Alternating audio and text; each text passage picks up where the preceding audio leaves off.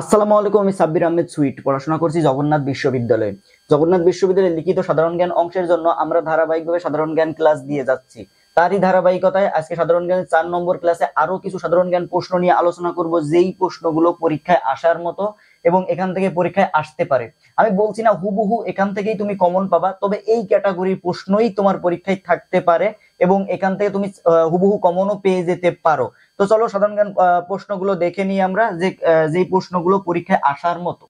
তো এখানে দেখো আমি বেশ কিছু প্রশ্ন লিখেছি তোমাদের জন্য। এই প্রশ্নগুলো পরীক্ষায় আসার মতো, এই প্রশ্নগুলো তুমি একটু দেখো। বলছে জাতিসংঘ সম্পর্কে লিখো। যদি পরীক্ষায় প্রশ্ন আসে জাতিসংঘ সম্পর্কে লিখো, পরীক্ষায় প্রশ্ন আসতেও পারে। তো তুমি জাতিসংঘ সম্পর্কে লিখো যদি পরীক্ষায় প্রশ্ন আসে, তাহলে তুমি কিভাবে লিখবা? তুমি লিখবা, দ্বিতীয় বিশ্বযুদ্ধ এড়াতে ব্যর্থ হওয়ায় 1946 সালে 20 এপ্রিল জাতিপুঞ্জ বিলুপ্ত হয়।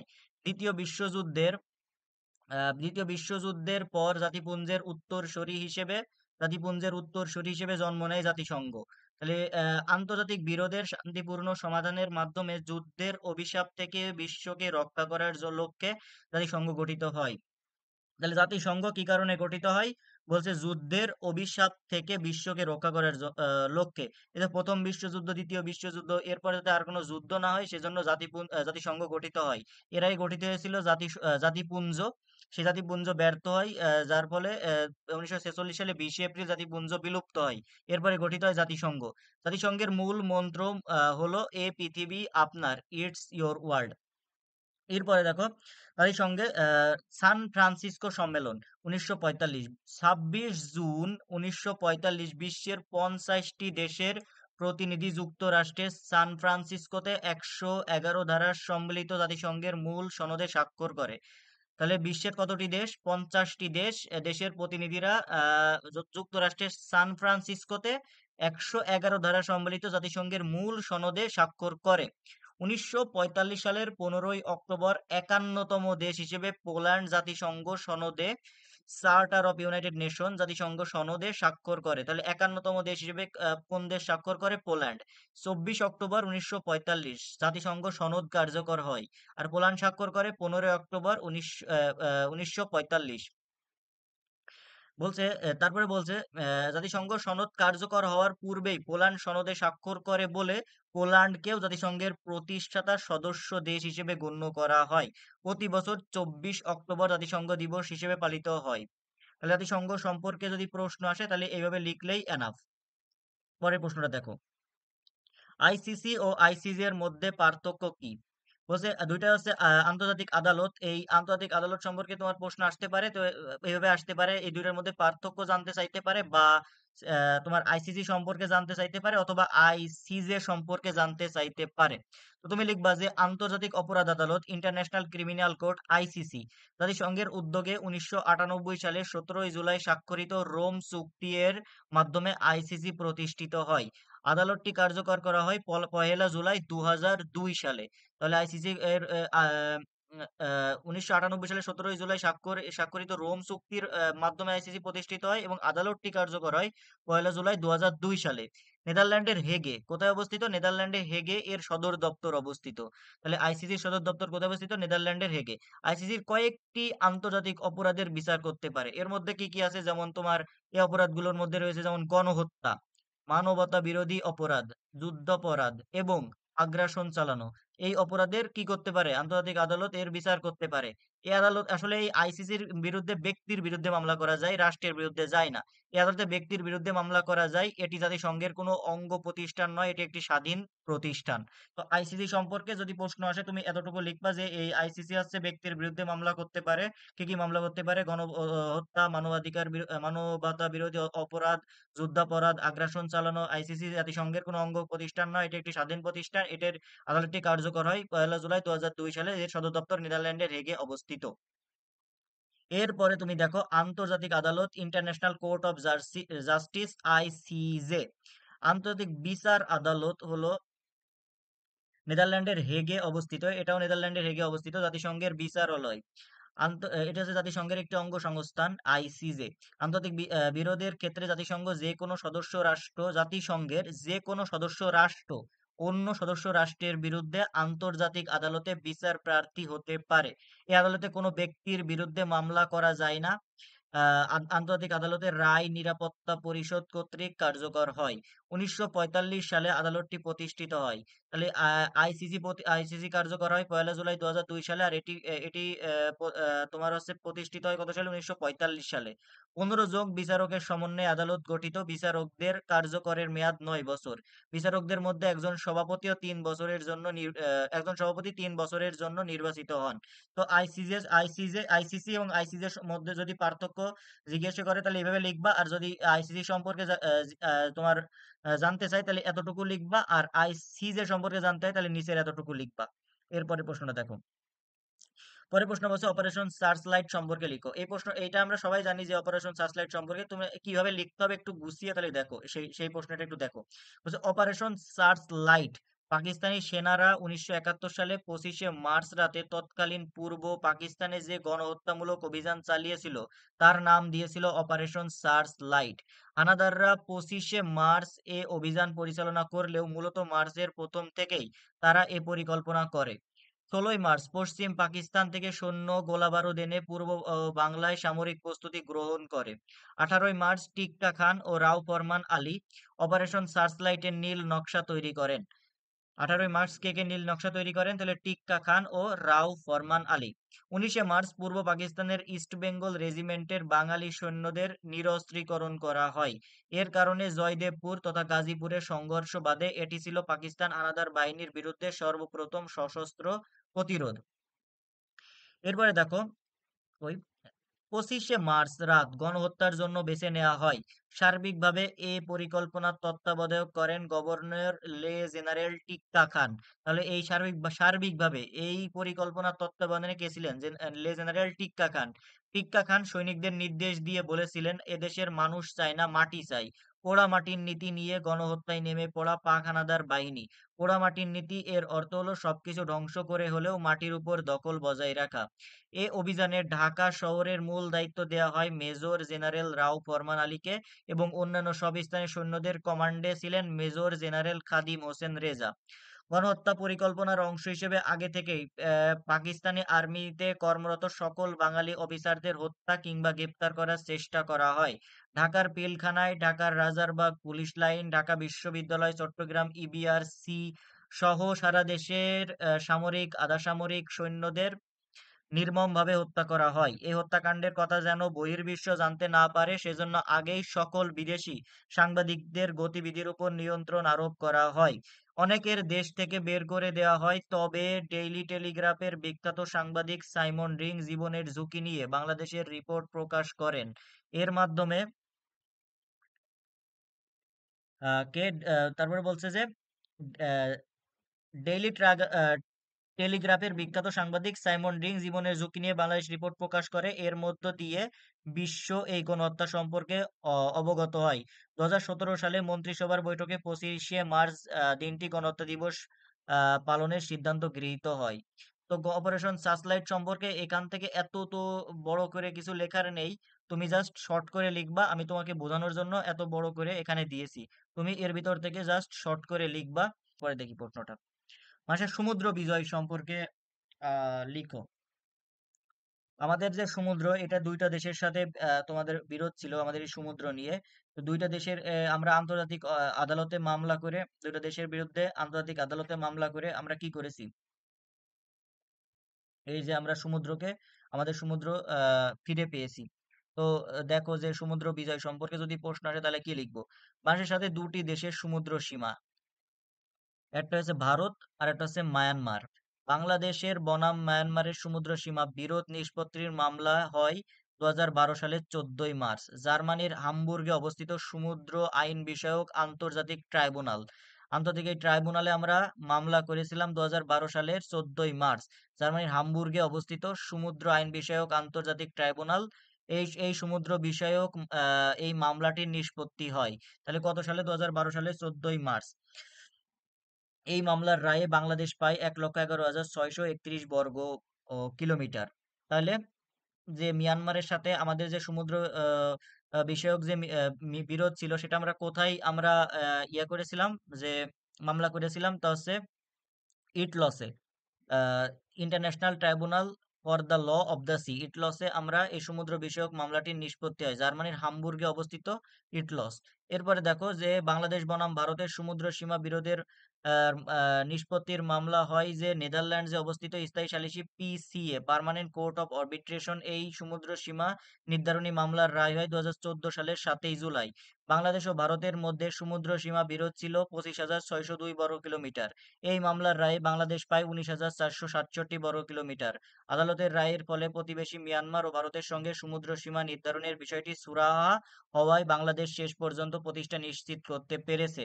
ভূখণ্ড রাজনৈতিক সমুদ্র সীমা 12 নটিক্যাল মাইল, অর্থনৈতিক এক্সক্লুসিভ ইকোনমিক জোন, অর্থনৈতিক সমুদ্র সীমা যেটাকে বলছি আমরা ইইই exclusive economic zone 200 nautical mile. তাহলে আমরা জার্মানির হামবুর্গে অবস্থিত সমুদ্র বিষয়ক আন্তর্জাতিক ট্রাইব্যুনাল, international tribunal for the law of the sea, এই সমুদ্র বিষয়ক এই মামলাটি নিষ্পত্তি করে। এই এটা কি নিষ্পত্তি করে হচ্ছে মায়ানমারের বিরুদ্ধে। আর একটা PCA permanent court of arbitration, এটা হচ্ছে নেদারল্যান্ডের হেগে অবস্থিত। এটা হচ্ছে 2000 এটা হচ্ছে কত সালে 7ই জুলাই 2014 সালে এই মামলার রায় হয়। আর এটা না হয় 2012 সালের 14ই মার্চ। এখান থেকে একটু দেখে নাও তোমরা। 1969 সালে গণ অভ্যুত্থান সম্পর্কে সংক্ষেপে লিখুন। এটা যদি আসে পরীক্ষায় তাহলে কিভাবে লিখবো? 1968 সালের নভেম্বর মাসে ছাত্র অসন্তোষকে কেন্দ্র করে যে আন্দোলন দানা বাঁধে তা একসময় ছড়িয়ে পড়ে শহর ও গ্রামে, শ্রমিক, কৃষক, সাধারণ মানুষের মাঝে।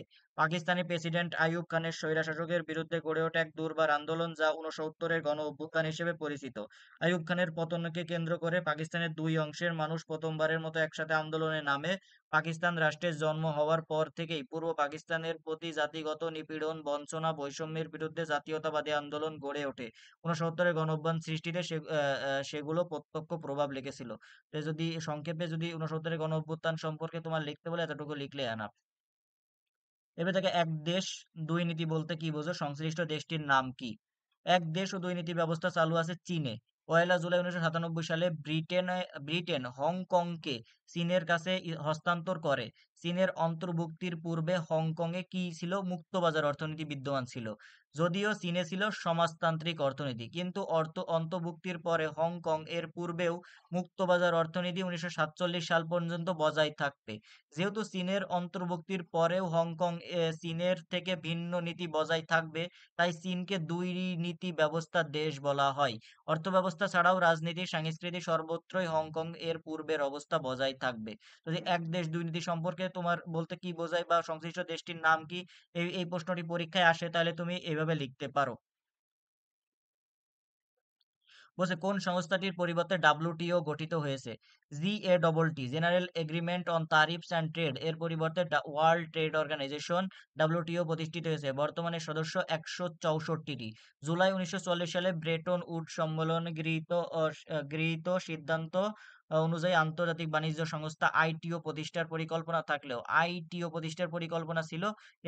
পরবর্তীতে 1948 সালে জিএডটি এর যাত্রা শুরু হয়। 15ই এপ্রিল 1994 তারিখে 128টি দেশ জিএডটি চুক্তি অনুমোদন করে। 8ই ডিসেম্বর আহ 1994 হবে 1994 জেনেভায় এক সম্মেলনে 128টি দেশের প্রতিনিধিরা বিশ্ব বাণিজ্য সংস্থা ডব্লিউটিও অনুমোদন করে। এটি গ্যাটের স্থলাভিষিক্ত হয়েছে বলে ঘোষণা করে। 1 জানুয়ারি 1995 ডব্লিউটিও আনুষ্ঠানিকভাবে যাত্রা শুরু করে। তাহলে যদি কোন সংস্থাটি ডব্লিউটিওর গঠিত হয় কোন সংস্থাটির পরিবর্তে, তাহলে লিখবো যে GATT general agreement on tariffs and trade এর পরিবর্তে ডব্লিউটিও গঠিত হয়। রুশ বিপ্লব সম্পর্কে লিখো।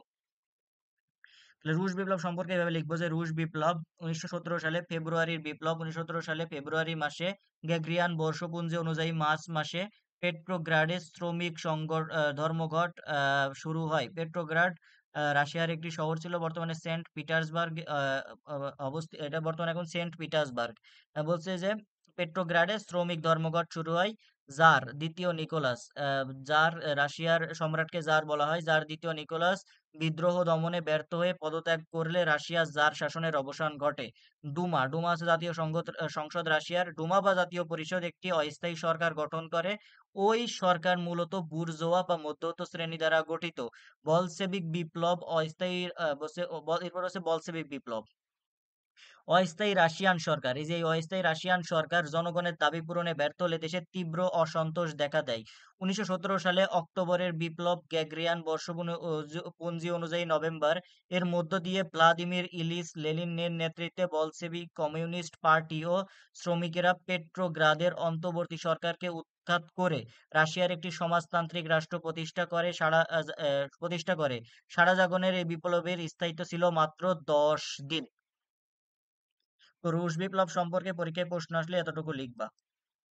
এরপর দেখো প্রথম বিশ্বযুদ্ধ সম্পর্কে সংক্ষেপে লিখুন। যদি আসে তাহলে লিখবা প্রথম বিশ্বযুদ্ধ, এখানে খুবই সংক্ষেপে দেওয়া আছে। আমার আরেকটি ভিডিওতে শুধু প্রথম বিশ্বযুদ্ধ কেন হয়েছিল তোমার খুব সুন্দর করে দেওয়া আছে, ম্যাপের মাধ্যমে বুঝিয়ে দেওয়া আছে, তোমরা সেটা দেখতে পারো। প্রথম বিশ্বযুদ্ধ 28শে জুলাই 1914 থেকে 11ই নভেম্বর 1918 পর্যন্ত এই যুদ্ধটি হয়েছিল। যুদ্ধটি পেছনে দুইটো কারণ ছিল, একটা হলো প্রত্যক্ষ আর একটা পরোক্ষ। প্রত্যক্ষ কারণের মধ্যে আছে যেমন এই যে বসনিয়ার রাজধানী সারায়েভোতে শহরে অস্ট্রিয়ার যুবরাজ ফ্রান্সিস ফার্ডিন্যান্ড এক সার্বিয়াবাসীর গুলিতে নিহত হয়। অস্ট্রিয়া এই হত্যাকাণ্ডের জন্য সার্বিয়াকে দায়ী করে সার্বিয়ার বিরুদ্ধে যুদ্ধ ঘোষণা করে। এই যুদ্ধে দুই দেশের বন্ধু রাষ্ট্র ধীরে ধীরে জড়িয়ে পড়ে। প্রথম বিশ্বযুদ্ধে এক পক্ষ ছিল অস্ট্রিয়া, হাঙ্গেরি, জার্মানি, তুরস্ক, উসমানীয় সাম্রাজ্য বা অটোম্যান, যেই তুরস্কের উসমানীয় সাম্রাজ্য। তারপরে আছে বুলগেরিয়া, যাদের বলা হতো কেন্দ্রীয় শক্তি বা সেন্ট্রাল পাওয়ার বা অক্ষ শক্তি। এদেরকে আর অপর পক্ষে ছিল সার্বিয়া, রাশিয়া, যুক্তরাজ্য, ফ্রান্স, জাপান, ইতালি, রোমানিয়া, মার্কিন যুক্তরাষ্ট্র, যাদের বলা হতো মিত্র শক্তি, অ্যালিড পাওয়ার বসে। এরপর অ্যালাইড পাওয়ার। এরপর দেখো 6 এপ্রিল 1917 মার্কিন প্রেসিডেন্ট উইদ্রো উইলসন জার্মানির বিরুদ্ধে যুদ্ধ ঘোষণা করেন। মার্কিনরা সরাসরি যুদ্ধে পা রেখেছিল, ফলাফল ভিন্ন দিকে ঘুরিয়ে দেয়। জার্মানির গড়ে তোলা হিন্ডেসবার্গ লাইনকে ছত্রখান করে দেয়। জার্মানি মনে করেছিল ইউবোট এক ধরনের ডুবোজাহাজ, যে এই যে ইউবোট এটা হচ্ছে এক ধরনের ডুবোজাহাজ, মার্কিন বাহিনীর অগ্রযাত্রা রোধ করে দেবে। কিন্তু জার্মান ইউবোটগুলোকে আগেই প্রতিরোধ করেছিল বিশেষ মার্কিন নৌবাহিনী। সম্রাট সরকার কাইজার দ্বিতীয় উইলিয়াম দেশ থেকে পলায়ন করেন। 1918 সালে 11ই নভেম্বর জার্মানির আত্মসমর্পণের মধ্য দিয়ে মিত্র বাহিনীর চূড়ান্ত বিজয় সম্পন্ন হয়। এই যে প্রথম বিশ্বযুদ্ধ, এই বিশ্বযুদ্ধ কিন্তু অনেক আগে থেকে 1871 সাল থেকে ফ্রাঙ্কো প্রুশিয়া যুদ্ধের মাধ্যমে এই প্রথম বিশ্বযুদ্ধ শুরু হয়। প্রথম বিশ্বযুদ্ধের মধ্যে জার্মানি উগ্র জাতীয়তাবাদের কারণে প্রথম বিশ্বযুদ্ধ শুরু হয়। দুইটা কারণ ছিল, এক হলো প্রত্যক্ষ কারণ আর একটা পরোক্ষ কারণ। প্রত্যক্ষ কারণের মধ্যে এই যে অস্ট্রিয়ার যুবরাজ ফার্ডিন্যান্ড এই সার্বিয়ায় বেড়াতে যায় এবং সার্বিয়ায় তাকে গুলি করে হত্যা করা হয় এক সার্বিয়াবাসী বা এক সাব সন্ত্রাসী গুলি করে হত্যা করে। আর অস্ট্রিয়া যুবরাজ অস্ট্রিয়া সার্বিয়াকে দায়ী করে। তখন সার্বিয়ার বিরুদ্ধে যুদ্ধ ঘোষণা করে। তখন এই দুই দেশের বন্ধু রাষ্ট্রগুলো ধীরে ধীরে যুদ্ধে জড়িয়ে পড়ে। এই যে সার্বিয়ার সাথে এই অস্ট্রিয়ার সাথে খুবই ভালো সম্পর্ক ছিল তোমার হচ্ছে এই যে জার্মানির। সেজন্য অস্ট্রিয়া, জার্মানি, হাঙ্গেরি, তুরস্ক এরা এক পক্ষে, আর এই যে সার্বিয়া, ফ্রান্স, তারপরে তোমার হচ্ছে জাপান, ইতালি, রোমানিয়া, মার্কিন যুক্তরাষ্ট্র, যাদের বলা হতো মিত্র শক্তি বা অ্যালাইড পাওয়ার। তো এই প্রথম বিশ্বযুদ্ধ সম্পর্কে যদি আসে তুমি এতটুকু লিখলেই এনাফ। তো যতগুলো আজকে আলোচনা করলাম প্রশ্নগুলো, এই প্রশ্নগুলো এতটুকু তুমি যদি লেখো, দেখো এর মধ্যে থেকে প্রশ্ন কমন আসতে পারে বা এই ক্যাটাগরি প্রশ্ন তোমার আসতে পারে। তো এই প্রশ্নগুলো তুমি একটু দেখে নাও, এখান থেকে দেখার চেষ্টা করো, একটু পজ করে করে পড়ে নাও 1-2 বার।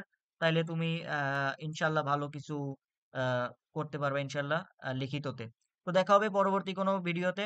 পরবর্তীতে এইরকম ক্লাস যদি আরো 5-6টা নেওয়া যায় তাইলে তোমাদের সাধারণ জ্ঞান নিয়ে আশা করছি আর কোনো সমস্যা থাকার কথা না। তো আমি চেষ্টা করব যে ক্লাসগুলো তোমাদের নিয়ে সাধারণ জ্ঞান অংশগুলো তোমাদেরকে কমপ্লিট করিয়ে দেওয়ার। আমি বলছি না যে হুবহু এমন এই প্রশ্নগুলোই আসবে, তবে এই প্রশ্ন আসতে পারে। এই যে 69-এর গণ অভ্যুত্থান, এক দেশ দুই নীতি, তারপরে এই যে তোমার এর আগে একটা প্রশ্ন এসেছিল তোমার হচ্ছে যে ইয়া থেকে তোমার এই যে সংস্থা থেকে, তো এটাও আসতে পারে, এটা একটা সংস্থা, এটাও আসতে পারে। এর আগে এসেছিল UNHCR, united nation high commissioner for refugees থেকে, তো এখান থেকেও আসতে পারে। তো রুশ বিপ্লব সম্পর্কে আসতে পারে, যেহেতু এটা ইন্টারের ইতিহাস বইয়ের একটা টপিক, প্রথম বিশ্বযুদ্ধ ইতিহাসে বইয়ের একটা টপিক আসতে পারে। তো এগুলো তুমি একটু এখান থেকে দেখে নিবা, জাস্ট একটু পজ করে করে পড়ে নিবা, তাহলে তুমি এখান থেকে ভালো রিটেনে যদি এখান থেকে আসে তুমি লিখলেই ভালো একটা নাম মার্ক পেয়ে যাবা। দেখা হবে পরবর্তী ভিডিওতে। ততক্ষণ সবাই ভালো থাকো। আসসালামু আলাইকুম।